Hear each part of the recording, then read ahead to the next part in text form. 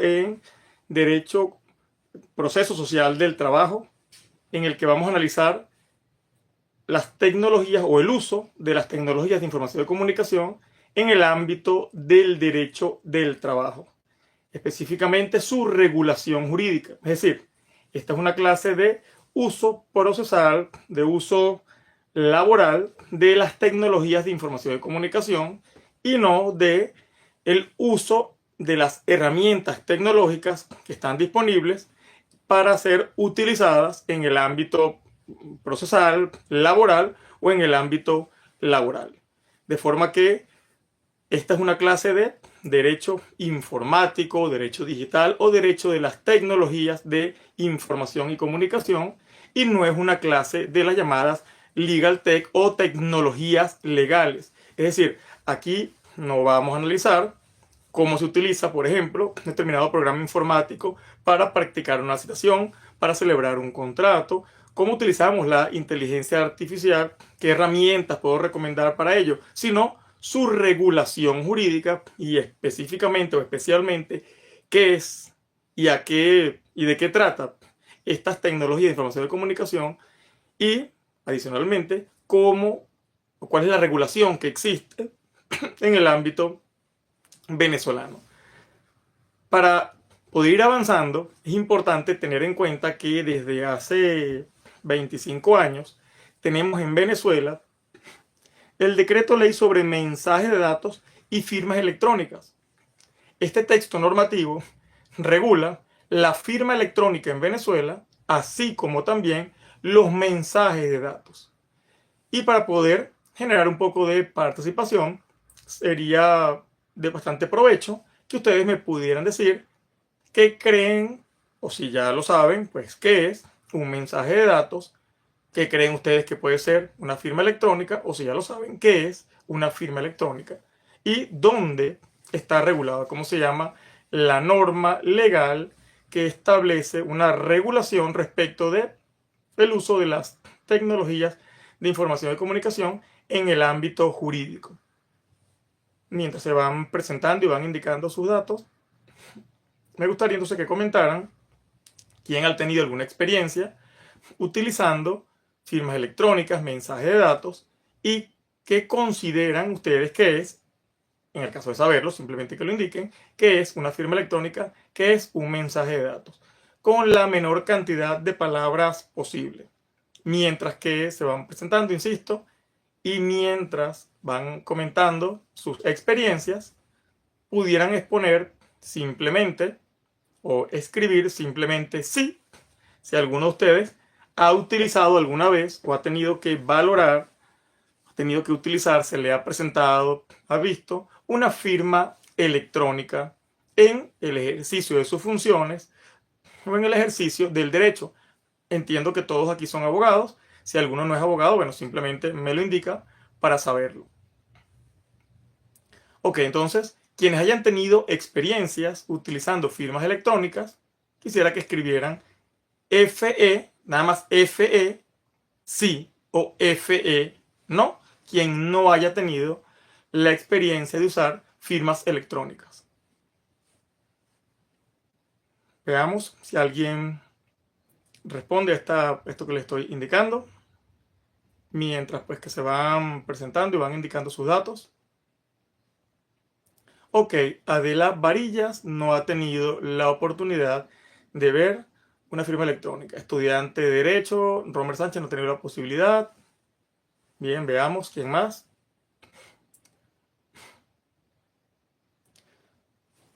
Vamos a ver un momento. Lorenzo Ullán Severino, abogado, juez de paz comunal, estudio en Mérida, ciencia cierta, desconozco las definiciones técnicas de mensaje de datos, firma electrónica. Muchas gracias, doctor. Javier Yari tampoco. Fran Escalona tampoco ha tenido la posibilidad de ver una firma electrónica. Heisy Bravo dice FS, esa sigla sí es nueva, doctora, tendría que decirnos. Ah, me imagino que firma sí, pudiera ser. Abrevió aún más la doctora Bravo. Bien, Alexandra Ross tampoco ha tenido la posibilidad de ver una firma electrónica. Ok, perfecto. Para saber si hemos visto o no una firma electrónica, lo primero que tenemos que saber es qué es una firma electrónica, ¿no? porque a lo mejor la hemos visto, pues, y no lo sabemos. Veamos qué dice una persona que se identifica como Loren. Los mensajes de datos sí me han afectado, sin embargo, porque los utilizamos continuamente con el WhatsApp. María García, no soy abogado, no he tenido la oportunidad. Sí, la doctora Reina Pérez. El mensaje de datos se define como toda información inteligible en formato electrónico que puede ser almacenada o intercambiada por medios electrónicos. Entonces la doctora Selvis buscó la definición de mensaje de datos. Y además de la doctora Selvis, ¿dónde puede estar esta definición? ¿De dónde creen ustedes que extrajo la doctora Selvis Vegas esta definición de mensaje de datos? Mientras que la doctora Selvis nos comparte del mismo texto normativo del que extrajo la definición de mensaje de datos, la definición de firma electrónica. Porque varios de ustedes dijeron que no habían tenido la experiencia. Pero es como si yo les dijera a ustedes quién ha tenido la experiencia con el trunchín. Entonces dirán, bueno, yo no, es que quién sabe qué es el trunchín. Estoy inventando una palabra, ¿no? En este momento. Entonces, lo primero que tenemos que saber para saber si hemos tenido una experiencia con esta es qué es. Por supuesto que la primera reacción es, mira, yo creo que no porque ni siquiera sé qué es. Pero de creer que no a estar seguro de que no, bueno, es diferente. Entonces, lo segundo que vamos a estar aquí teniendo claro es que no tenemos claro si hemos tenido o no una experiencia con firmas electrónicas porque es que no sabemos, pues, o no ha sido definida hasta el momento que es una firma electrónica. Sergio Pietro dice que no ha visto una firma electrónica. Veamos, seguimos leyendo. Con el correo electrónico dice la persona que se identifica como Loren. Cuando un mensaje de datos está suscrito con una firma electrónica válida, tiene valor jurídico y probatorio equivalente a un documento escrito tradicional, indica la doctora Vegas. Juez laboral, Lilenet Víctor. Bienvenida, doctora, desde La Victoria. Caja de Trabajo Penitenciario. No, indica la doctora Selvis Vegas. No recuerdo qué será. No sé ya si pregunté otra cosa, pero que la doctora indica no. Pero bueno, en todo caso. Ah, ok, estudiante de Derecho. Selvis Vegas, estudiante de Derecho, perfecto. Bueno, Selvis, si pudieras buscar del mismo lugar en el que obtuviste la definición de mensaje de datos, la definición de firma electrónica sería extraordinario para compartirlo con los demás, mientras que los demás participantes se animan a decir dónde creen que está regulado esto. Técnica de utilizar la criptografía para verificar la autenticidad. Indica Malik. Biognesis Corvo. Sistema integral de transporte. Los códigos QR son firmas electrónicas, pregunta Loren. Buena pregunta. Vamos a ver, necesitamos que alguien la defina, por eso estamos pidiendo a Selvis que logró ubicar la definición de mensaje de datos y nos puede compartir la definición de firma electrónica. Entonces, mientras que Selvis la ubica, como pues, no hay ninguno dicho dónde cree que está la definición de firma electrónica de mensaje de datos, yo se los indico. Está en el decreto ley sobre mensajes de datos y firmas electrónicas, que está vigente en el país desde el año 2001. Tenemos 25 años de regulación de la firma electrónica.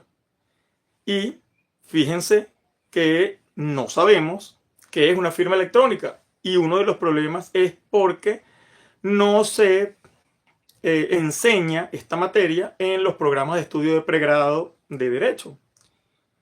Adicionalmente, alguien pudiera decir, pero es que, ¿cómo consigo yo una firma electrónica?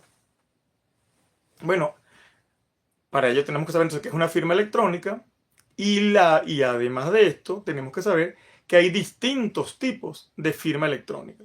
De forma que enviar un mensaje de correo electrónico, un mensaje de WhatsApp, ingresar a el portal, por ejemplo, Patria, a su banco, ingresar a el portal de internet del CENIAT, así como cualquier otro órgano público con competencia en materia del trabajo, por ejemplo, implica una información inteligible en formato electrónico que permite vincular a quien esté haciendo determinada acción con esa acción en el ámbito digital y atribuirle en consecuencia la autoría en el contexto en el que se esté utilizando. Esa es la definición de firma electrónica. La van a conseguir en el artículo 2 del Decreto Ley sobre Mensajes de Datos y Firma Electrónica, que la doctora, que es, se me fue el apellido, se me fue el nombre en este momento, la compañera que es estudiante, que consiguió la definición de mensaje de datos en el mismo artículo 2, así donde está la definición de mensaje de datos, está también la definición de firma electrónica. Entonces todos anoten y busquen en el navegador de su preferencia el decreto ley sobre mensajes de datos, sobre mensaje de datos y firmas electrónicas del año 2001 para que puedan buscar o puedan conocer qué es una firma electrónica de acuerdo con nuestro legislador. Dice Heisy Bravo, firma electrónica es un método que se utiliza para autenticar documentos en línea. Ejemplo, las cédulas de identidad.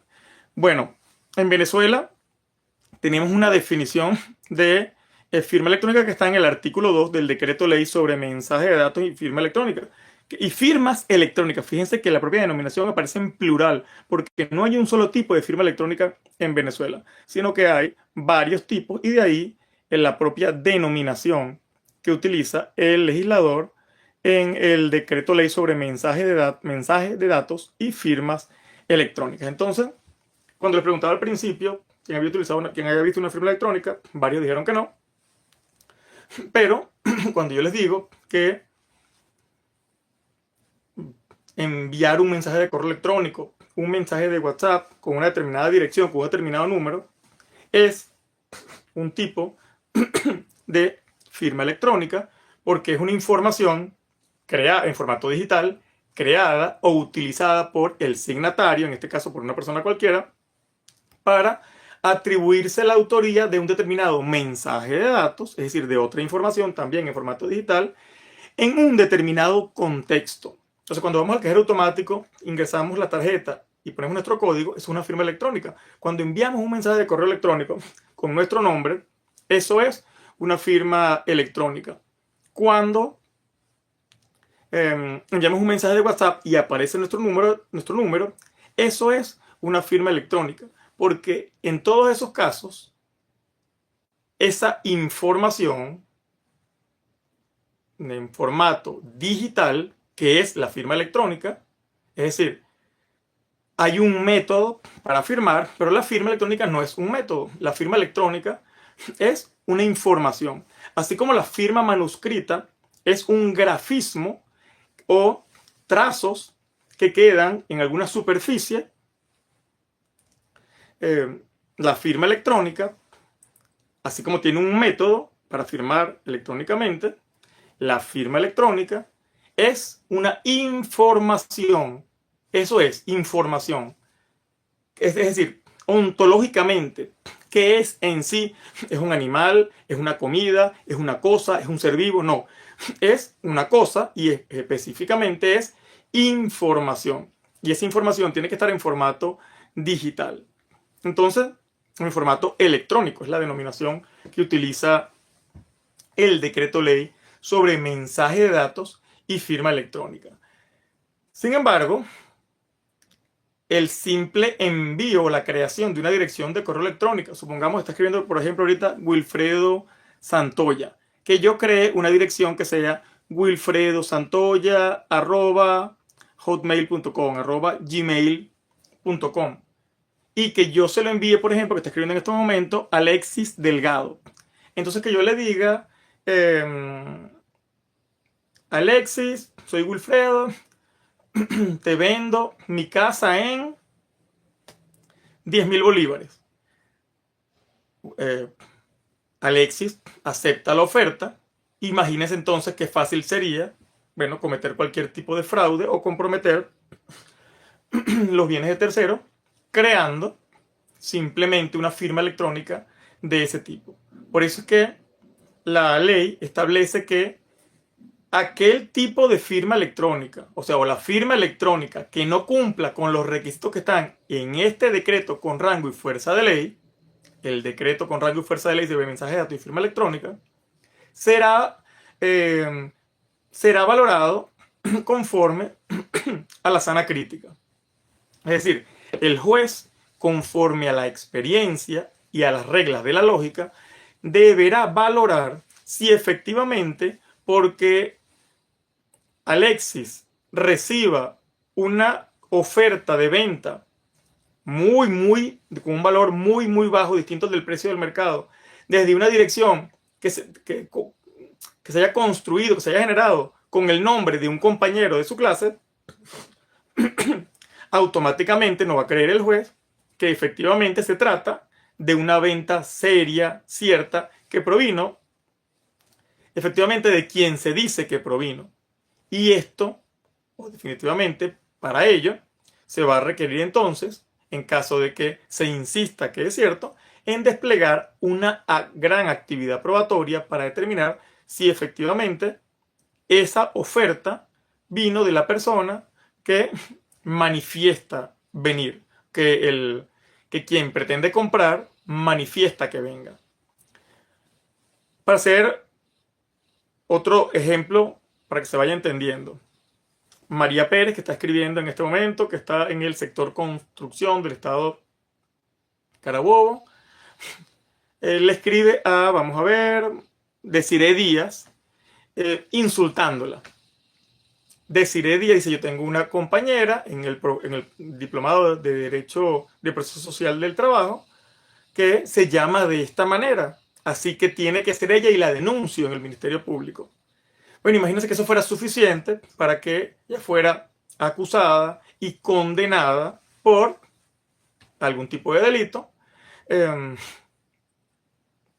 por estas ofensas o amenazas que haya podido hacer. Bueno, generaría un caos social, no habría seguridad jurídica. Y por eso insiste el decreto ley, o se insiste en el decreto ley sobre mensaje de datos y firmas electrónicas. El juez tendrá que valorar esta información en formato electrónico generada o usada por el signatario para manifestar su autoría en un determinado contexto. Deberá estar seguro de que efectivamente eso lo realizó una determinada persona y no otro. Dice Lenis Álvarez: las firmas digitales solo serán utilizadas en un ente público. No, las firmas electrónicas se utilizan y de hecho nacieron fuera del ámbito del derecho público, nacieron en el ámbito del derecho privado.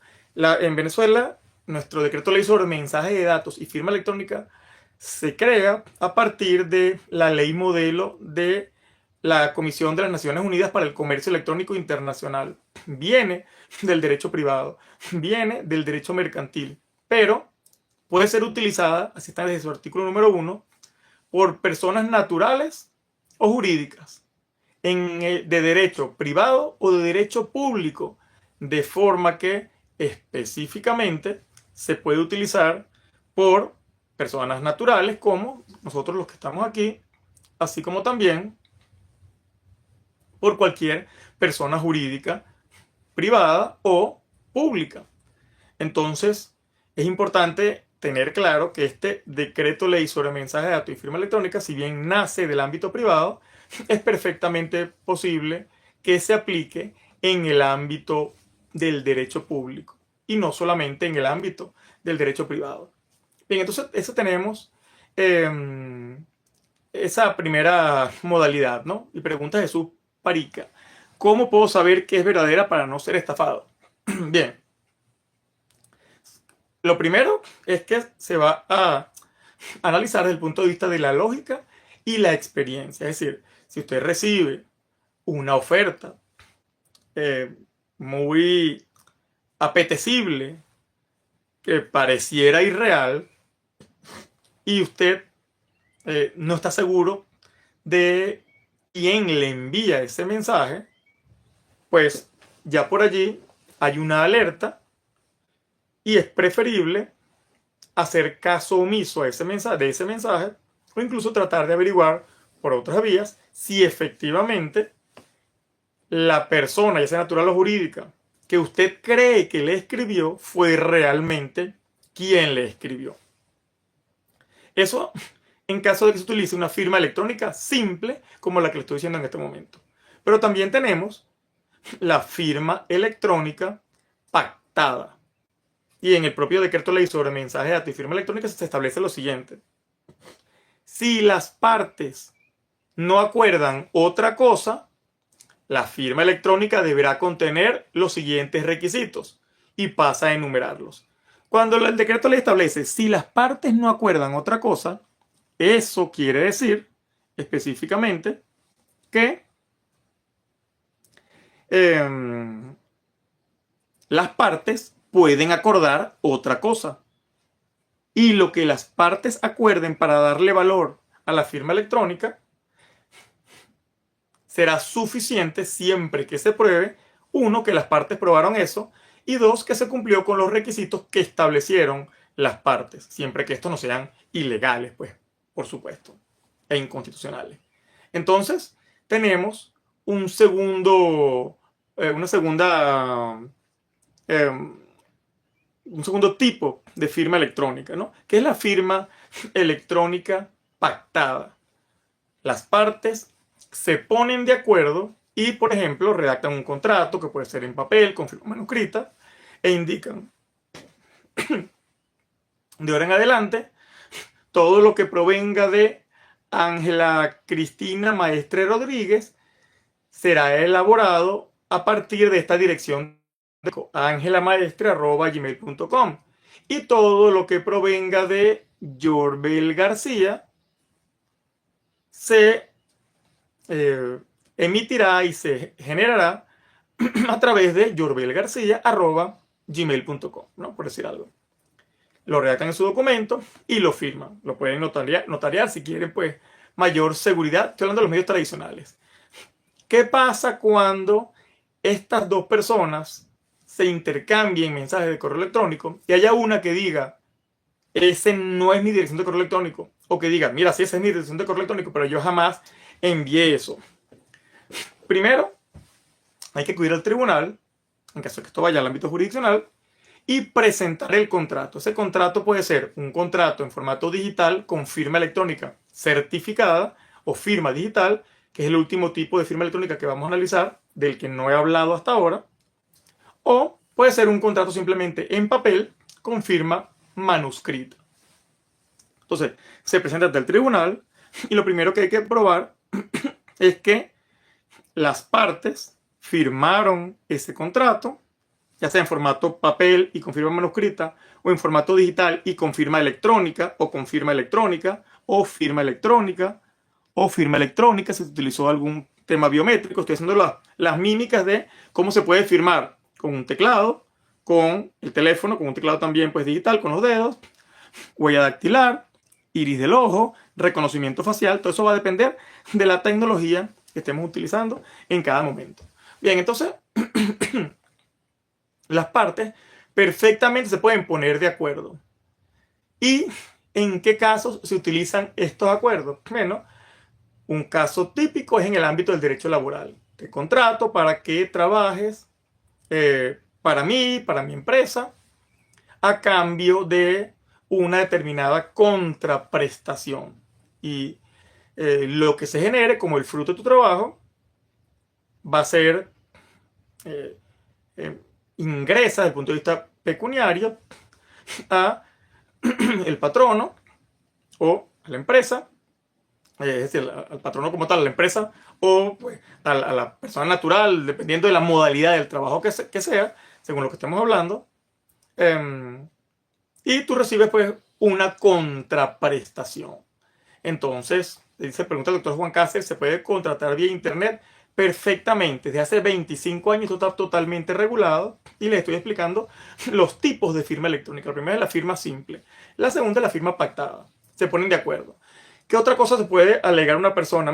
Debe probarse. Uno, que se pusieron de acuerdo, que hay un contrato. Dos, que las partes, quienes se alega que forman parte de ese contrato, realmente son estas partes. Pero una de las partes puede decir incluso, mira, pero es que esa dirección de correo electrónico efectivamente pues no es mía, o sí es mi dirección, pero yo nunca lo envié. Entonces aquí es donde viene la necesidad de utilizar un perito informático para demostrar, y esto cualquiera lo puede hacer, con un simple programa, no se requiere ni siquiera un perito informático, que permite verificar los metadatos de ese mensaje de datos que usted recibió. Por ejemplo, entonces, si yo estoy en Venezuela o las partes están en Venezuela, pregunta Frank Vázquez, disculpe, los contratos verbales siguen teniendo validez jurídica como el escrito electrónico. Todo va a depender de lo que establezca la materia concreta. Por ejemplo, si son contratos de más de 2.000 bolívares de cuando se creó el CPC, el Código Civil, se me escapa en este momento en cuál de las dos está, creo que está en el Código Civil, bueno, no puede, por ejemplo, con testigos, pues, probarse esto. Entonces, todo esto va a depender de la norma jurídica. Lo que hay que revisar la norma jurídica y verificar si lo permite. Pero el contrato electrónico es una modalidad de contrato escrito, porque no solamente escribimos utilizando un bolígrafo o un papel y dejando trazos sobre este papel, sino que también escribimos así o escribimos dictándole a la máquina. O incluso, no lo conozco, pero seguramente habrá algún sistema que tome la lengua de señas venezolana y genere un acta escrita de esta forma, de esta lengua que está reconocida en el ámbito venezolano. Pero entonces, bueno, volviendo al tema de la firma pactada, las partes se pueden poner de acuerdo en cómo pudiera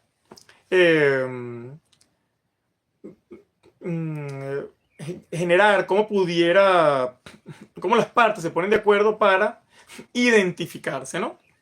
Y esto hay que llevarlo, entonces, en caso de desacuerdo, a un tribunal. Luego hay otra modalidad, que es la firma electrónica impuesta.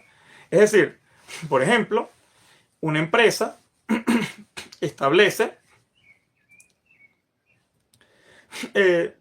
un modelo de contrato y cada vez que alguien quiera contratar con ella, deberá firmar ese modelo de contrato, y no es que con cada trabajador va a discutir la modalidad en la que esa persona puede incorporarse. Hace una pregunta a las personas con discapacidad visual. Tenemos regulación en Venezuela, tratados internacionales, leyes en Venezuela. Una modalidad sería, por ejemplo, que el contrato, que el documento esté en formato digital y permita, a través de un sistema de lectura de pantalla, leer en voz alta lo que está allí contenido, de forma que la persona con discapacidad visual pueda escuchar lo que contiene ese contrato, ¿no?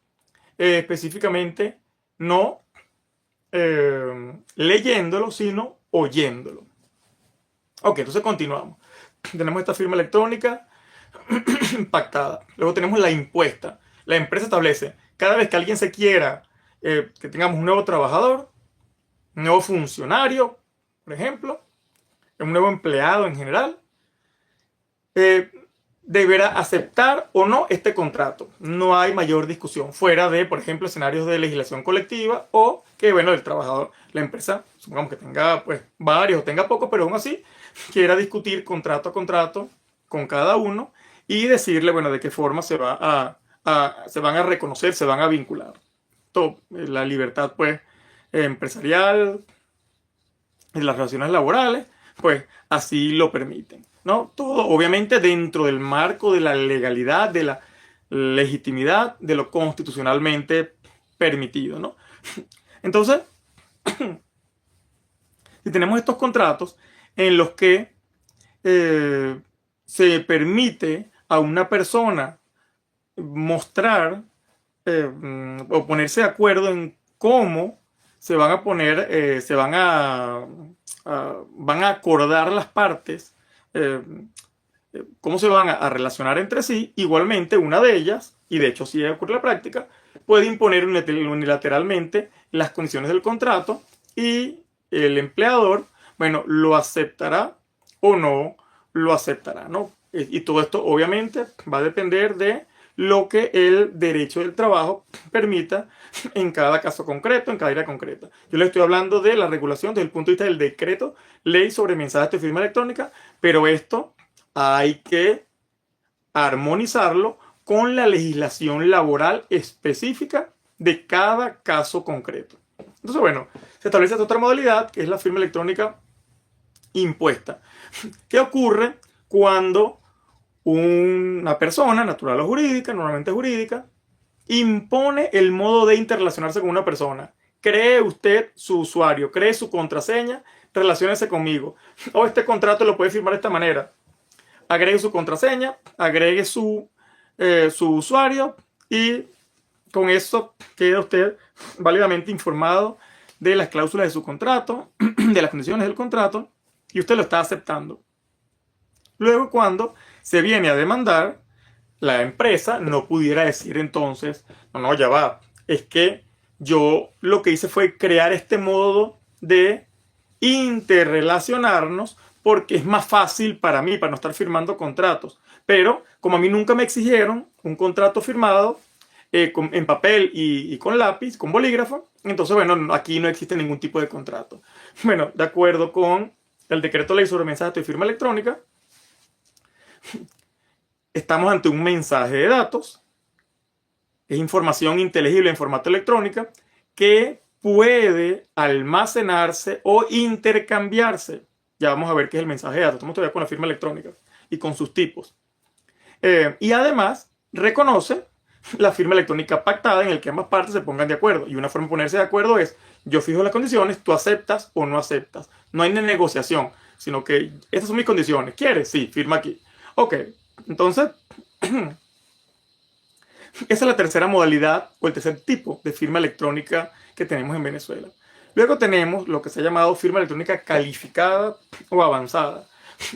Según el decreto ley sobre mensaje de datos y firma electrónica, el tipo de firma electrónica que cumpla con los requisitos que están en la ley, simplemente es revisar el decreto ley sobre mensaje de datos y firma electrónica, artículo 16, 17, 18, siempre es el artículo 2 con el 16, 17 y 18. En ese caso, si cumple con esos requisitos, bueno, entonces perfectamente podremos considerar que esa firma electrónica que se utilizó efectivamente tiene el mismo valor que la firma manuscrita, es decir, es tal cual como que si se hubiera generado un contrato en papel con firma electrónica. En todos los casos anteriores, fíjense que hay que probar que existe, por ejemplo, cómo se firmó de forma simple, convencer al juez de que fue una persona y que no fue otra, cuál fue el procedimiento, que no hay posibilidad de que haya sido nadie más sino esa persona concreta. En la firma simple. En la firma pactada hay que demostrar dónde está ese pacto, de qué forma se pusieron de acuerdo y que efectivamente sean dos personas. En la firma impuesta, igualmente, ¿quién impuso eso? Si fue efectivamente la persona a quien le pretendemos atribuir que impuso esa modalidad de contrato. ¿Cómo firmamos? ¿Cómo nos pusimos de acuerdo? Todo esto hay que probarlo.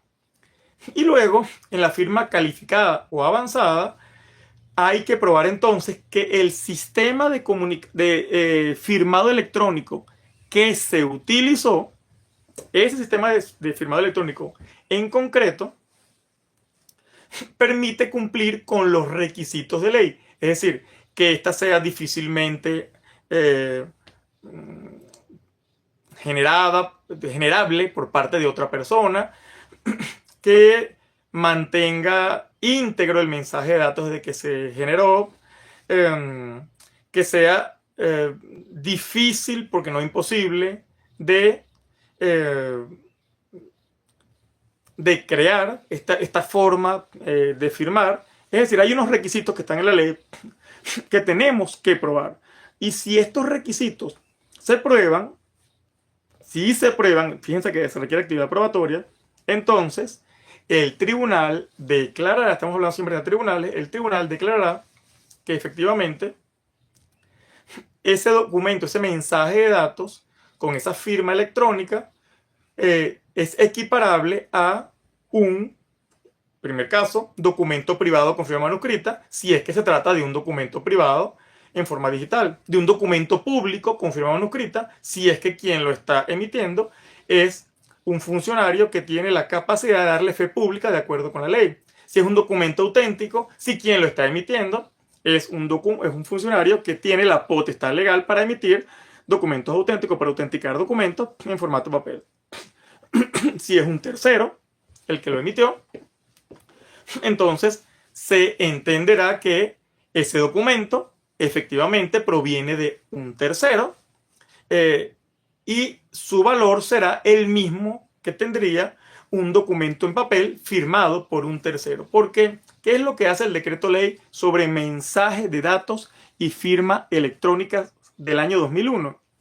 Equiparar el valor de la firma manuscrita con el valor de la firma electrónica. O mejor dicho, equiparar la firma electrónica a la firma manuscrita. Entonces nos preguntaremos, bueno, ¿y cuál es el valor entonces que tiene un documento con firma electrónica de estos tres tipos que les he dicho hasta ahora? El mismo que tendría una hoja de papel con la firma manuscrita de una persona, siempre que se pruebe lo que he dicho en cada uno de estos cuatro tipos de firma electrónica que tenemos hasta ahora, que recapitulo. Son simple, pactada, impuesta y calificada. Luego tenemos un quinto tipo de firma electrónica. Es la firma electrónica certificada o firma digital. ¿Y dónde entonces conseguimos esta firma electrónica certificada o firma digital? Pues la única forma en Venezuela de contar con una firma electrónica certificada que se presume que cumple con los requisitos de la firma calificada y no se requiere probar que cumple con esos requisitos porque trae una presunción legal de validez, es la firma electrónica certificada o firma digital, que en Venezuela está prevista y es posible obtener el certificado para poder generarla desde el año 2008. En el año 2008 entraron en funcionamiento los dos primeros proveedores de servicios de certificación electrónica en Venezuela, que siguen funcionando al día de hoy. Se trató de un ente público, una fundación, se llamó Fundación Instituto de Ingeniería, y una compañía anónima privada, una empresa privada. Esta es Procert. Al día de hoy hay 5. Fundación Instituto de Ingeniería, que es un ente público, y 4 compañías privadas. Procert, Autenology, Apacuana y Documentos Digitales. ¿Dónde podemos conseguir estos 5 proveedores de servicios de certificación electrónica? En el portal de internet de SUSCERTE, Superintendencia de Servicios de Certificación Electrónica. Repito, en Venezuela tenemos la Superintendencia de Servicios de Certificación Electrónica, SUSCERTE.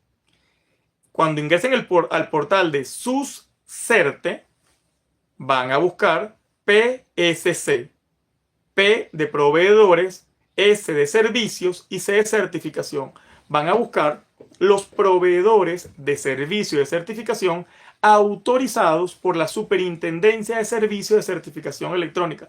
Son estos 5 proveedores de servicio de certificación los únicos autorizados en Venezuela para emitir de forma pública para todos, es decir, para cualquier persona, certificados electrónicos para utilizarlos y poder disponer, poder gozar de la firma digital o firma electrónica certificada. Vamos a explicar entonces ahora cómo es esto que hay una superintendencia y cómo es esto que hay unos entes autorizados para que todos podamos disponer de firma digital o firma electrónica certificada. Bueno, esto funciona de la siguiente manera. Los países, y en el caso venezolano, crean una autoridad pública, una autoridad del Estado venezolano. En este caso fue una superintendencia. la Superintendencia de Servicios de Certificación Electrónica, adscrita al MINCIT, Ministerio de Ciencia y Tecnología, que es un órgano de la República Bolivariana de Venezuela. En definitiva, la persona que está actuando en este momento es la República, por órgano de la Superintendencia de Servicios de Certificación Electrónica, que está adscrita a su vez a otro órgano que es un ministerio. Su ministerio de adscripción es el Ministerio de Ciencia y Tecnología. Entonces, la Superintendencia de Servicios de Certificación Electrónica no ofrece, no tiene competencia, no puede otorgar certificados para firma electrónica a nadie. Así como tenemos la Superintendencia de Bancos, ante la cual no podemos ir a abrir o generar un contrato de cuenta de ahorro, de cuenta corriente, ni pedir un préstamo ni depositar dinero.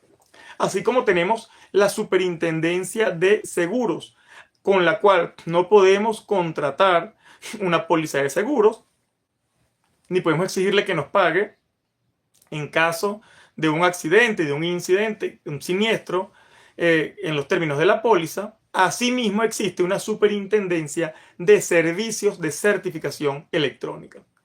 ¿Qué hace la Superintendencia de Bancos? Vigilar que los bancos específicamente puedan o cumplan con la normativa legal que regula la actividad bancaria en el país.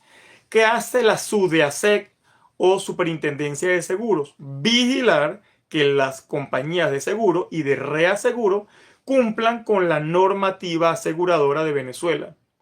¿Qué hace entonces la SUSERTE, la Superintendencia de Servicios de Certificación Electrónica? Velar porque los proveedores de servicios de certificación electrónica cumplan con la normativa de certificación electrónica de Venezuela. Entonces tenemos la República Bolivariana de Venezuela, a través de el MINCIT o Ministerio de Ciencia y Tecnología, crea un órgano que está adscrito a este ministerio que se llama SUSERTE, es una superintendencia. Cuando una persona quiere ser proveedor de servicios de certificación en Venezuela, deberá crear un ente, que es normalmente una compañía anónima. Acude hasta la Superintendencia de Servicios de Certificación Electrónica, pide cuáles son los recaudos, los consigna y a partir de ese momento comienza el proceso para que le autoricen o le nieguen la autorización para operar como proveedor de servicios de certificación electrónica en Venezuela. Es decir, estos cinco entes, uno público y 4 privados, una fundación del Estado y 4 compañías o empresas privadas, pasaron por este trámite. Una vez que cumplen con todos los requisitos, la Superintendencia de Servicios de Certificación Electrónica les autoriza para operar como proveedores de servicios de certificación electrónica. ¿Y cómo es este procedimiento entonces? ¿Qué hacen ellos? Venden, regalan, donan, como sea, otorgan, de la forma que sea que se adquiera, certificados para firma electrónica certificada o firma digital. Ok, entonces tenemos esta modalidad, ¿no? Tenemos estos entes públicos o privados que permiten, le dan validez a las firmas electrónicas que utilicen los certificados que ellos emiten porque están autorizados por el Estado venezolano para emitir esos certificados electrónicos. ¿Y qué son estos certificados electrónicos? Simplemente un archivo digital que descargamos en nuestro equipo informático y que vamos a utilizar para firmar digitalmente. De forma que cuando se quiera validar estos proveedores de servicios de certificación electrónica, simplemente se verifica con ese certificado, es decir, con los datos que se generen a partir de ese certificado, si efectivamente ese mensaje de datos firmado electrónicamente se generó con el certificado de una determinada persona. Si esto es así, de acuerdo con la ley, todas las consecuencias jurídicas que se deriven del mensaje de datos firmado con firma electrónica certificada o firma digital, responderá o será responsabilidad de la persona titular de ese certificado, de quien compró ese certificado, a quien le regalaron ese certificado. ¿Cómo es este procedimiento para ir entendiendo un poco, ¿no? Vuelvo desde el punto de vista de la estructura. Tenemos el Estado venezolano, que la República crea los ministerios a través de la Presidencia de la República.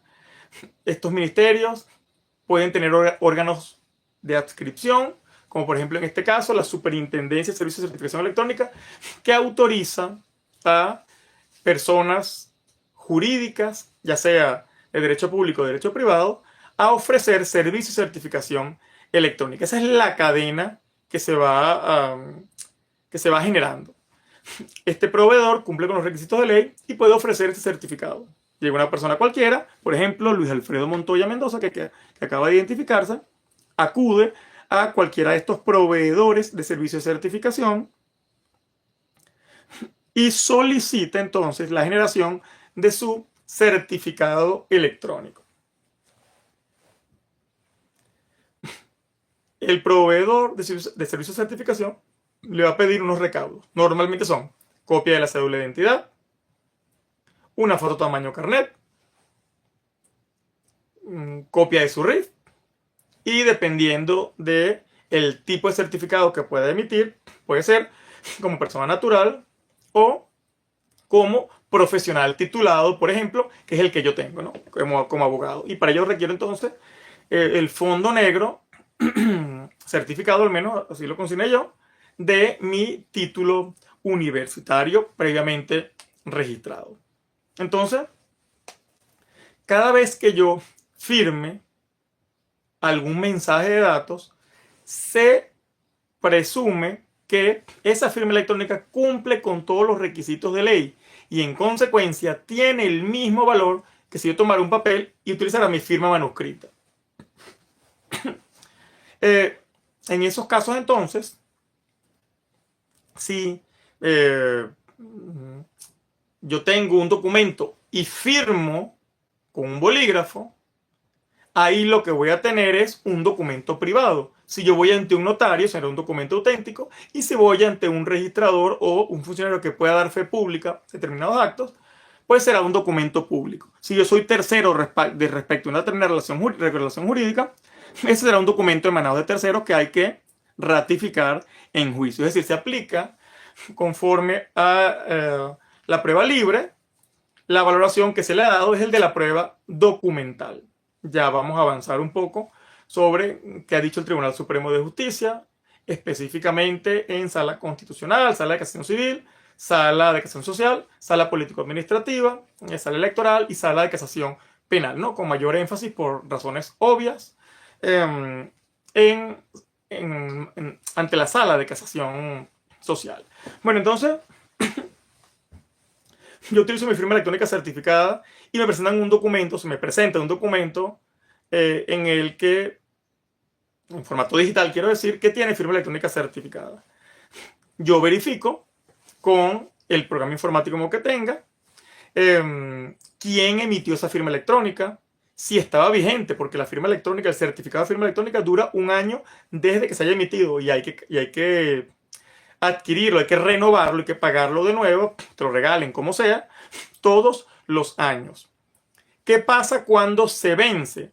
Todo lo que se firmó es perfectamente válido, pero todo lo que se firma después ya no tiene el mismo valor de la firma manuscrita, pero pudiera valorarse desde el punto de vista de firma como una firma simple, es decir, tendrá que demostrarse nuevamente que ese certificado lo emitió tal proveedor de servicios de certificación, sin embargo, estaba vencido para el momento en que yo lo utilicé. No quiere decir que no tiene ningún valor probatorio, sino que ya no tiene la tarifa legal, es decir, ya no se le dice al juez cómo lo tiene que valorar. ¿Y cómo lo tiene que valorar? Como si fuera una firma manuscrita. Se le dice al juez, valórenlo conforme a la sana crítica, que le convenzan a usted, señor juez o señora jueza, de la veracidad, de la autenticidad de ese documento, que eso realmente viene de una persona y no de otra. Ya usted no se entienda convencido, no se convenza porque le vengan a decir, mira, eso me lo emitieron a mí, pero está vencido, pero sigue siendo el mismo. La ley no establece eso. Lo que establece es que ya no tiene el mismo valor de la firma manuscrita. Entonces, al no tener valor de firma manuscrita, tendrá que probarse con distintos medios de prueba dependiendo de la materia, ¿no? Siempre, insisto, hay que utilizar la normativa concreta. Han preguntado pues por aquí dos personas, ¿qué pasa si me roban la computadora donde tengo el certificado? ¿Qué pasa si me roban el celular? Pues no pasa absolutamente nada. El peligro aquí está en lo siguiente. Si a usted le adquieren, le sustraen de cualquier modo el certificado electrónico y adicionalmente conocen, es decir, uno, tienen que tener el certificado, dos, tienen que tener su usuario y tres, tienen que conocer su contraseña. Esto es como si preguntaran, bueno, ¿qué pasa si me roban la tarjeta de débito para yo hacer algún tipo de compra? Bueno, mira, con la tarjeta no van a hacer nada. Ahora, si tienen la tarjeta, más el número de cédula, más la clave, ahí sí van a poder sacarle el dinero del banco. ¿Qué establece el decreto ley sobre mensajes de datos y firma electrónica? Que si una persona sabe que le sustraje, primero que somos responsables de resguardar la contraseña. Y si una persona sabe que le sustrajeron el certificado, el usuario, le conocieron el usuario y la contraseña, tiene que informar inmediatamente a su proveedor de servicios de certificación electrónica para que lo bloquee de forma que no pueda seguir siendo utilizado. Si una persona dice, eso me lo robaron, pero no importa, yo voy el lunes, después averiguo, voy mañana, voy pasado mañana, y realizan alguna transacción, usted, señor, es responsable.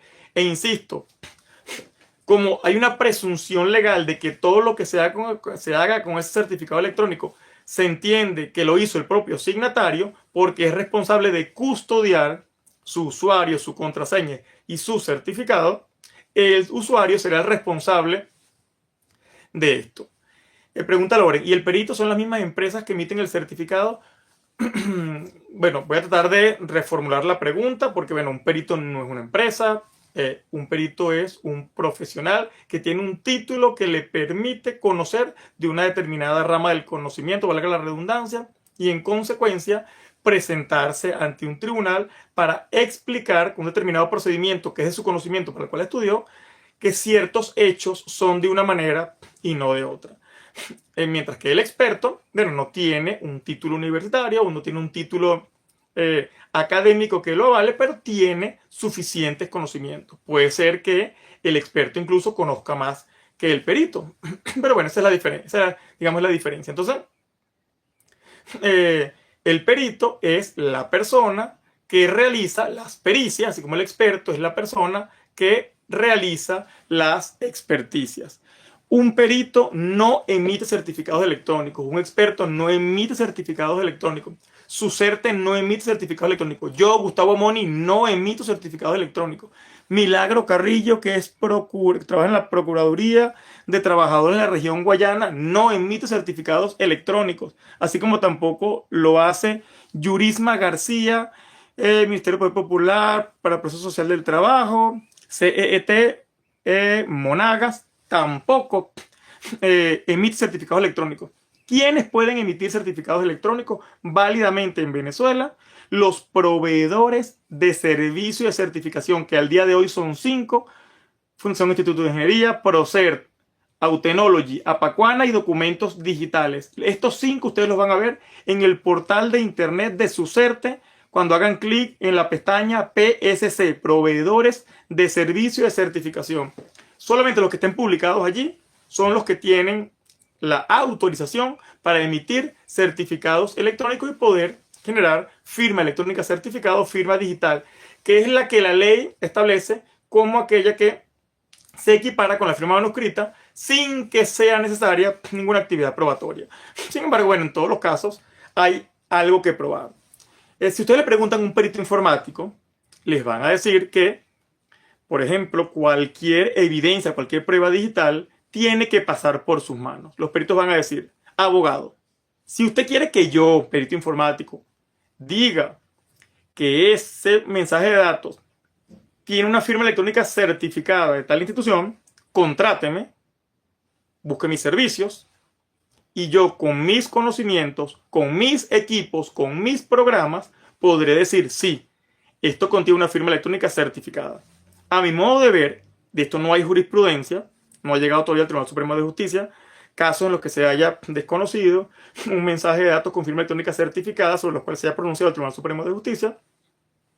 Estoy recopilando jurisprudencia del uso de las tecnologías de información y comunicación en el ámbito jurídico desde el año 2015 y bueno, dicto cursos de esto. El 5 de junio tuve uno sobre jurisprudencia de firma electrónica, mensaje de datos y otorgamiento de poder a PUDACTA por medios telemáticos. Ahora el 20 de junio voy a tener otro sobre el protocolo anexo al Manual Único de Cadena de Custodia de Evidencia Física, este decreto ley y la jurisprudencia al respecto, así como en los diplomados, como en este, comparto esa información. Es decir, tengo más de 10 años revisándolo y no conozco en ninguna decisión en la que se haya tenido que pronunciar el Tribunal Supremo de Justicia sobre impugnaciones de firma electrónica certificada.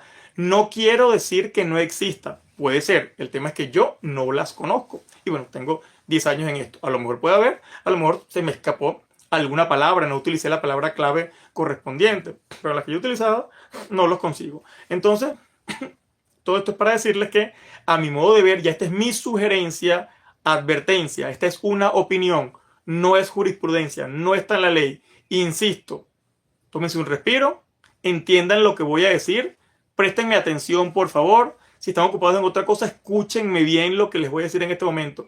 Esta es una opinión mía de Gustavo Moni. Esto es lo que opina Gustavo Moni. No es ley, no es jurisprudencia, es lo que yo considero.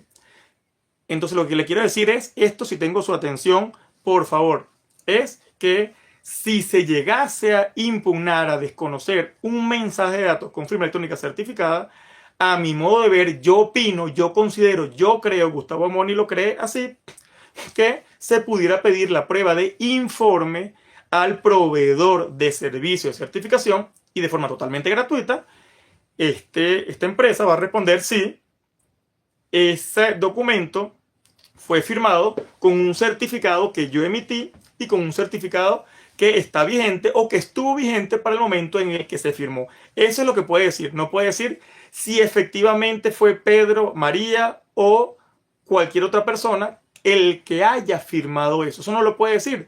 Porque así como la tarjeta de débito, usted se la puede dar a cualquier persona, le da su número de cédula y le da su clave para que la pase por cualquier punto. Del mismo modo, usted, la firma electrónica, su certificado electrónico, se lo puede dar a cualquier persona que usted quiera con su usuario y su clave. En ambos casos, las consecuencias se le van a imputar a usted. Si le sacaron dinero, usted es responsable porque usted lo autorizó. No puede pretender que sea el banco. Si realizaron alguna transacción con su firma electrónica certificada, usted es el responsable porque el decreto ley lo establece clarito. Será responsabilidad, es un deber del usuario de los servicios de certificación electrónica velar porque su usuario y su contraseña esté resguardado de la mejor manera posible, que nadie, sino usted mismo, tenga acceso a ella. Y si usted se llega a enterar de que alguien tuvo acceso a su usuario y su contraseña, usted tiene que notificarle eso a su proveedor de servicios de certificación electrónica para que anule ese certificado electrónico porque su seguridad está comprometida. Entonces, estos son los tipos de firma electrónica que tenemos en Venezuela. Simple, concordada, impuesta, calificada y certificado firma digital. Esta clasificación la podemos encontrar en la jurisprudencia.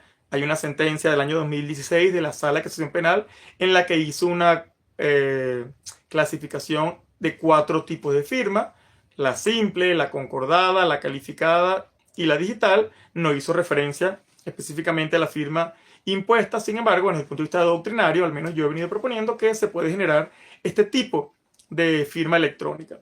En alguna oportunidad, en una conferencia con los informáticos, con informáticos de SUSERTE, ellos les llamó la atención que desde el punto de vista jurídico se pudiera ver así, porque pues simplemente para ellos la firma electrónica es la certificada, mientras que no los demás tipos de firma.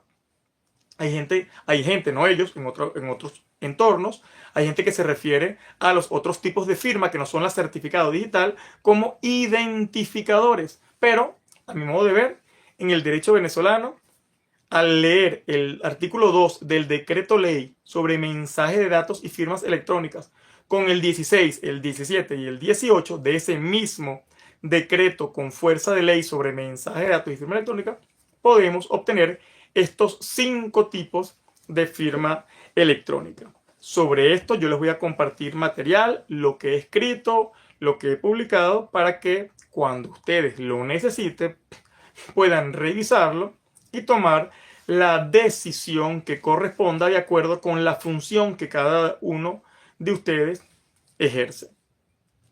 Eso es lo que tiene que ver con la firma electrónica. Ya saben entonces a partir del día de hoy qué es una firma electrónica, los tipos de firma electrónica y cómo obtener una firma electrónica certificada o firma digital.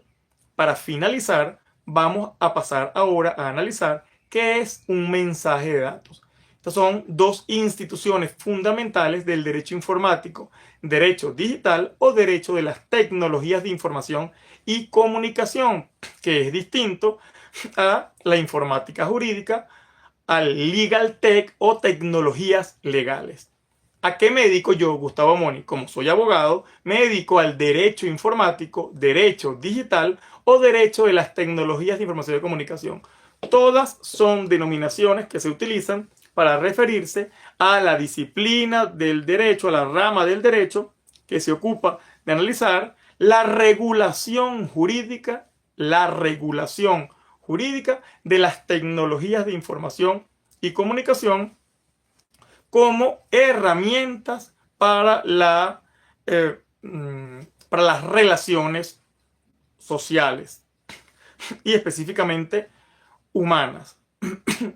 Aquí luego viene todo un tema adicional de debate que se ha pretendido, por ejemplo, si estas relaciones sociales, si las sociedades están solamente compuestas por seres humanos, si a los animales hay que reconocerlos como parte de la sociedad, si a la naturaleza hay que reconocerla como parte de la sociedad. Se ha reconocido en algunos casos derechos a animales y a la naturaleza que, como todos sabemos, solamente tienen las personas, puesto que somos los que tenemos derechos, pero también se ha reconocido en algún momento a animales, a la naturaleza, y se discutió en Europa si se podía reconocer derechos a la inteligencia artificial y crear una nueva categoría, la persona electrónica. Esto se discutió, pero no tuvo éxito. Se le negó este reconocimiento. Repito, en Europa se debatió si se creaba la persona electrónica. La conclusión fue que no se creó la persona electrónica, no se dotó de personalidad jurídica a la inteligencia artificial, a los robots. Entonces, al día de hoy, sobre todo en Venezuela, la inteligencia artificial es una cosa, es un programa informático que sirve para realizar funciones automatizadas de acuerdo con patrones, con estadísticas y con datos que le son incorporados a este programa o que obtiene, por ejemplo, de sensores. Hay una definición que venía diciendo que normalmente realiza actividades que realizaban los humanos, pero no todas las definiciones de inteligencia artificial hacen referencia a la actividad humana, aunque principalmente se refiere a ella. Porque también puede haber inteligencia artificial que imite, por ejemplo, lo que hace una planta o lo que hace un animal, ¿no? Entonces, en todos esos ámbitos estaríamos en el contexto de la inteligencia artificial y sobre todo la más común, la que todos conocemos, de la que tenemos mayores referencias, es la inteligencia artificial generativa, con la que se pueden crear obras, con la que se pueden crear productos, hay quien no le gusta llamarlo obra, con la que se puede tomar decisiones, y en todos estos casos siempre debe haber supervisión humana porque los resultados no son exactos. en el diplomado en Derecho Procesal Telemático y en las clases, cuando tengo la oportunidad de algún tipo de clase que tengo que hacer evaluaciones, estoy pidiendo desde los últimos años que las respuestas o la investigación que haya que hacer se genere con inteligencia artificial, cualquiera la que ustedes quieran de su elección, y luego analicen con base en lo que hemos venido estudiando los riesgos y lo que generó de forma positiva o negativa la inteligencia artificial. De hecho, hoy estoy corrigiendo unos trabajos del Diplomado en Derecho Procesal Telemático, específicamente en este caso del Instituto de Altos Estudios Oscar Cambra Núñez de la Universidad Bicentenaria de Aragua, donde también lo tenemos, así como en la Escuela de la Magistratura, así como en la Escuela de la Defensa Pública, y pedí que se redactara una solicitud de citación telemática y luego le incorporaran unas referencias normativas constitucionales, legales, jurisprudenciales y doctrinarias. Bueno, cuando estoy viendo lo que se le atribuyó, por ejemplo, entre las citas, se dice que yo escribí un libro que jamás en mi vida he escrito y que un libro que yo sí coordiné, que está publicado en el portal de internet de la Escuela de la Editorial de la Universidad Central de Venezuela, realmente lo había coordinado una persona que no se dedica al derecho procesal, sino al derecho administrativo y que no está en Venezuela, sino en otro país. Es decir, se generó lo que se llama, en la terminología de la inteligencia artificial, una alucinación. La inteligencia artificial indicó algo que realmente no existe, que es incierto. Por eso es importante entonces la supervisión humana. Bien, entonces, aclarado este panorama de lo que es la firma electrónica, yo luego les voy a compartir material, insisto, para que ustedes lean y lo revisen, pero es fundamental que lean el decreto ley sobre mensajes de datos y firma electrónica. Vamos a pasar ahora a lo que es el mensaje de datos. En ambos casos, mensaje de datos y firma electrónica son información inteligible en formato electrónico. El mensaje de datos tiene la particularidad de que esa información debe tener la cualidad de ser almacenable e intercambiable en ese mismo formato o en uno similar. Insisto, un mensaje de datos, para ser tal, no tiene que ser enviado a nadie. Si tomo el teléfono digital y tomo una foto, en ese caso, esa foto es un mensaje de datos. Si yo grabo una nota de voz y la mantengo en mi teléfono y no se lo envío a nadie, eso es un mensaje de datos. Si yo filmo una escena y genero un video, no se lo envío a nadie, sino que lo mantengo en mi equipo, eso es un mensaje de datos. Un mensaje de datos no tiene que haber sido enviado a nadie para ser calificado como mensaje de datos. Insisto, estamos hablando del decreto ley sobre mensaje de datos y firmas electrónicas. Entonces, se genera este mensaje. Cuando se requiera, con base en alguna ley, que alguna información conste de forma escrita, ese mensaje de datos podrá servir para cumplir ese requisito de la escritura siempre que se cumpla con el siguiente requisito, que sea o que se demuestre que es inalterable, salvo particularidades del modo en el que se está mostrando. Por ejemplo, si lo estoy viendo en formato vertical y luego lo modifico y cambia a formato vertical, pero bueno, contiene la misma información y entiendo de lo que está ocurriendo. Y que pueda ser consultado posteriormente. Dice la norma, que esté disponible para su ulterior consulta, que se pueda ver. Entonces, si por ejemplo se requiere que una información conste por escrito, un contrato, y ese contrato se hace por Telegram, y Telegram me permite según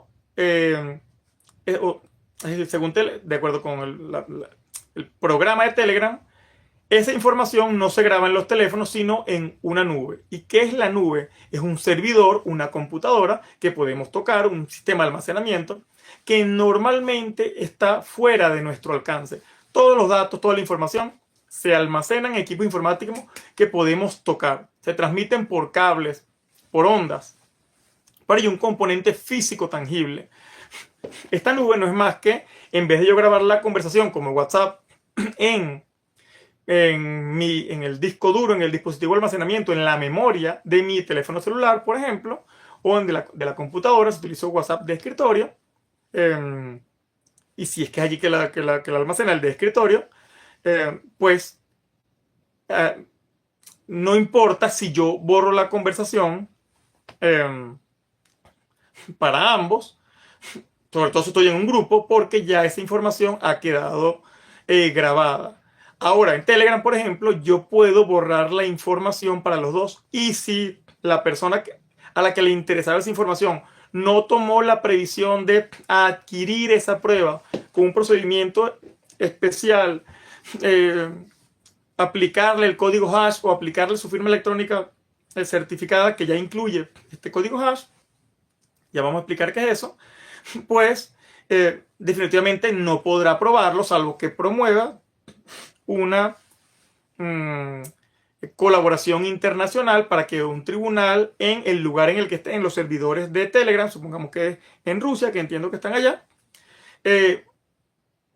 acuda hasta las instalaciones de Telegram con un perito, o le ordene un perito que realice una pericia, valga la redundancia, en ese servidor y verifique si la información está allí o no, en caso de que esto sea posible, porque si es imposible desde el punto de vista del sistema de criptográfico, de la criptografía que utilice, o las técnicas de criptografía que utilice, bueno, pues no podrá verificarse los datos que quedaron almacenados allí, las trazas, los metadatos que quedaron en esa memoria. Cuando yo hablo de memoria me refiero a un equipo que se toca, que está construido normalmente de metal, que tiene cables, que utiliza electricidad para funcionar. Entonces es importante que esto lo tengamos en cuenta. Los mensajes de datos se almacenan en algún lugar, ¿no? Entonces, si es posible revisarlos nuevamente porque fueron almacenados, disculpe, iba a estornudar. Bien, si es posible revisarlos posteriormente porque están almacenados, bueno, se cumple con el requisito de la escritura de la ley. Pero si no es posible revisarlos posteriormente, entonces definitivamente no cumplen con los requisitos de ley. Lo que sucede, por ejemplo, con estos mensajes efímeros de WhatsApp que se pueden escuchar una sola vez, que se pueden revisar una sola vez. Nunca le he pedido a alguien, voy a hacer esa prueba que estoy conversando con ustedes, a un perito quiero decir, si es posible adquirir esa evidencia digital de los mensajes efímeros de WhatsApp y qué metadatos le resultan.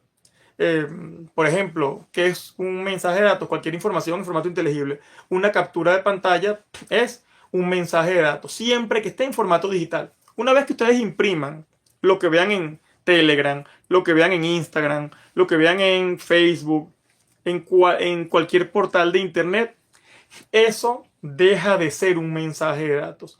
Y el valor que se le da es el de una fotocopia. De forma que mientras esté el mensaje de datos en formato digital, tiene el valor, es decir, de un documento original. Un documento original privado, un documento original público, un documento original auténtico, un documento original administrativo, un documento original emanado de terceros.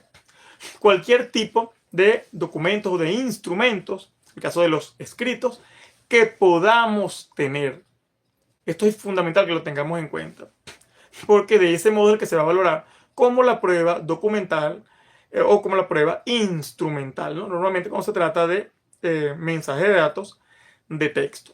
Entonces, trayendo todo esto al ámbito de la contratación del trabajo, ¿podemos tener contratos en formato digital? Sí, siempre y cuando el sistema utilizado permita revisarlos posteriormente, permita demostrar que dos o más personas llegaron a un acuerdo para generar una relación laboral.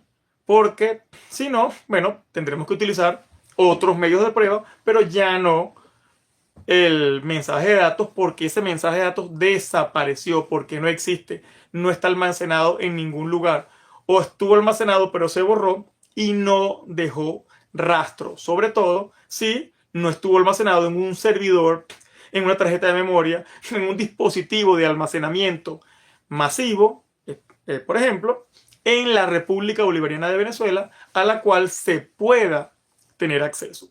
Hay un caso en la sala constitucional en la que se pidió una pericia informática sobre los archivos en una computadora de una empresa que presta servicios médicos para verificar las horas extraordinarias laboradas por quienes estaban demandando el pago de estos derechos, de estos conceptos laborales. La empresa manifestó diciendo que no daba permiso de acceder porque podía el perito acceder a las historias clínicas y eso era información sensible. La sala manifestó que debía seguramente la empresa tener tu información, todos estos datos de horas extra en un archivo distinto, en una carpeta distinta a las historias médicas. No debería estar todo revuelto. Bueno, definitivamente le dieron acceso y se pudo hacer la pericia informática en el servidor.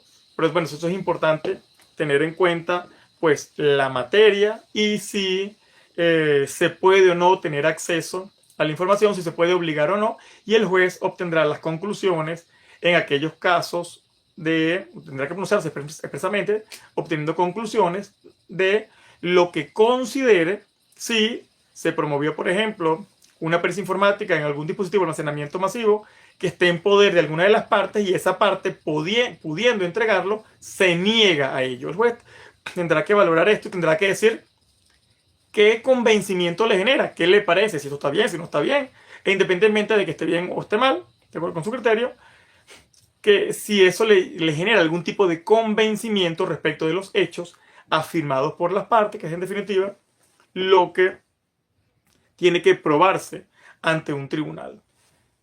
Esto es entonces, o estas dos son las instituciones principales en el ámbito de las relaciones privadas y públicas de derecho informático, derecho digital o derecho de las tecnologías de información y comunicación, la firma electrónica y el mensaje de datos. En ambos casos estamos ante simples archivos informáticos, pero uno de ellos, la firma electrónica, fue creada con un certificado electrónico, con un sistema informático que es transparente a nosotros, pero es una ecuación matemática que utiliza un par de claves, mientras más números y más símbolos, más difíciles de obtener los resultados, por ejemplo, por ataques de fuerza bruta, es decir, teniendo montones de computadoras procesando distintos tipos de clave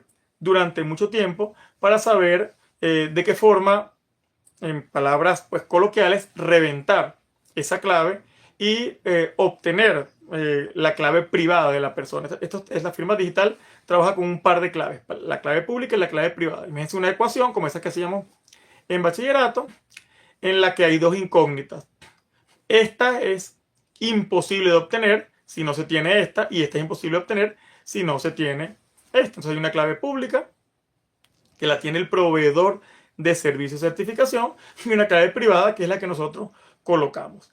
Esto, insisto, esto es transparente a nosotros, es un programa informático, es como tratar de explicar aquí matemáticamente cómo ustedes me están viendo a distancia y cómo me están oyendo a distancia. No hace falta que nosotros sepamos eso. Lo importante es que sabemos que esto ocurre y que lo tenemos a disposición de nosotros y que sobre todo pues en Venezuela. Lo que sí tenemos que saber es que cuando obtengamos nuestro certificado para firma electrónica debemos resguardarlo, debemos resguardar nuestro usuario y sobre todo debemos resguardar nuestra contraseña. En estos últimos 10 minutos que nos quedan podemos responder algunas preguntas, escuchar algunos comentarios. Vamos a ver alguien. Bien, voy a leer, voy a ir buscando si hay alguna pregunta mientras que van escribiendo. En las relaciones laborales, los instrumentos escritos son fundamentales para validar cualquier probatoria. En la empresa a través del servidor. Muchas gracias. Leorequi Camargo. Veamos a alguien más que haya escrito. Voy a ir leyendo mientras que ustedes preguntan o comentan lo que ustedes quieran. Gracias por sus felicitaciones, gracias por sus consideraciones. Vamos a seguir buscando si hay alguna pregunta. Disculpe, una pregunta. Entonces entiendo que deben estar en el dispositivo. Ejemplo, un mensaje de WhatsApp almacenado en un dispositivo telefónico. Ese sí servirá de prueba. Lo importante es que estén almacenados en algún lugar y que usted pueda tener acceso a ellos. Por ejemplo, que esté en el dispositivo telefónico. Supongamos que no esté allí, que se haya exportado la comunicación a su mensaje, a su buzón de correo electrónico. Bueno, si es un buzón de correo electrónico de Gmail, de Yahoo, de Hotmail, esos servidores están en empresas privadas fuera del país. Y si en el país donde se encuentran esos servidores, que son, insisto, equipos donde se almacena información, no hay relaciones diplomáticas, bueno, mucho más difícil entonces es acceder a ellos. Sin embargo, los peritos informáticos pueden determinar, por ejemplo, a través de los metadatos, es decir, una información que obtienen con sus equipos. Si un video es un mensaje de datos, un video digital es un mensaje de datos. Es cualquier información inteligible en formato electrónico. La seguridad con inteligencia artificial de no clonar la firma es buena. Sí, efectivamente, lo que pudiera poner en riesgo es la computación cuántica. Eso no está disponible para el gran público. Ni siquiera sabemos si efectivamente existe o no en este momento. O al menos no está disponible para todos. Así que sí, en este momento es seguro el uso de la firma electrónica certificada. ¿Un mensaje de WhatsApp donde fui despedido me sirve como prueba enviado por mi patrono? Sí, por supuesto que sí. Lo importante es que usted, dependiendo del equipo que tenga, de la marca, del año, le pregunte al perito informático antes de irse a un juicio si puede obtener metadatos o qué metadatos puede obtener de esto. Es decir, si le puede indicar de dónde proviene ese mensaje, qué día se lo enviaron y a qué hora. Porque si no puede probar nada de esto, bueno, definitivamente no le va a servir. ¿Quién puede orientarlos en esto? Bueno, obviamente un perito informático. ¿Y dónde tenemos peritos informáticos en Venezuela? Gratuitos, en el Centro Nacional de Informática Forense. De hecho, en los simposios de la Comisión de Digitalización de Procesos del Tribunal Supremo de Justicia y de la Escuela Nacional de la Magistratura, específicamente en el tercero, que trató sobre las audiencias procesales telemáticas, una jueza del estado Anzoátegui explicó cómo de principio a fin, en un caso laboral, si mal no recuerdo era laboral o civil, estoy seguro que era laboral, la designación del perito, su juramentación, el control del peritaje, su declaración ante el tribunal, se realizó totalmente en conexión por videoconferencia entre Caracas y Anzoátegui, específicamente el Tigre, estado Anzoátegui. Creo que les dije Barquisimeto antes, pero no, disculpen, fue el Tigre, estado Anzoátegui. Totalmente a distancia. ¿Y cuál es la importancia de esto? Que no hay que pagar viáticos, es decir, traslado aéreo o por vía terrestre del perito, alojamiento del perito, comida del perito, sino que todo se hace a distancia. Ya hay referencias en Venezuela, ya se ha hecho. Yo los invito entonces a revisar esa conferencia. Está en el canal de YouTube de la Escuela de la Magistratura. Se llama Tercer Simposio CETIDIP ENM y allí podrán observar la experiencia de esta jueza con un peritaje informático totalmente a distancia, reduciendo los costos. Y esto es fundamental para los procesos en los cuales, sobre todo, no hay suficiente capacidad económica para costear un peritaje privado y todos los traslados, alojamientos y comidas que ello implica. Indica Alejandro, doctor, saludos, del Táchira, procurador sede Cipriano. La interrogante que tengo, ¿cuál es el medio pertinente para resguardar una conversación de WhatsApp? Bueno, la pertinente es en el propio teléfono, que quede el original. De forma que si es algo muy importante, usted guarde ese teléfono y utilice otro. No es que no tengo dinero para comprar otro, entonces pida de una vez la adquisición de esa evidencia digital por parte de un perito para que la resguarde. Porque si se le llega a borrar, le llega a perder el teléfono, usted perdió pues la evidencia. Felicidades a tu excelente ponencia. Cualquier mensaje guardado en un equipo es prueba fiel de un medio probatorio. No, eso se lo va a decir cada perito informático. Los peritos informáticos no pueden obtener evidencia de cualquier equipo, de cualquier modelo, de cualquier marca, de cualquier año. No, tienen que preguntarle primero, tengo este equipo con estas características. Le piden el peritaje y él les podrá decir, sí, lo puedo vincular con este determinado dispositivo, con esta determinada persona, o mire, no, aquí no hay forma de obtener absolutamente nada. En el caso de un acoso laboral, los WhatsApp y grabaciones son válidos en un ente público. Sí, por supuesto que sí, perfectamente válidos. Insisto, lo importante es que el perito informático, por eso tienen que preguntarle, pueda obtener suficiente información de esos mensajes para que ustedes lo puedan hacer ver en juicio. Porque imagínense que ustedes se enteren el día que van a la evacuación de la prueba, que, bueno, el perito informático no tiene los equipos para procesar ni los programas, el equipo, ni el programa que tiene el mensaje de datos que usted quiere probar en un juicio. Entonces, lo importante es hacerse peritaje antes, intentarlo antes, es decir, para saber que es posible, y luego entonces presentar, luego solicitarlo ante el tribunal para que haya la posibilidad de control de la prueba.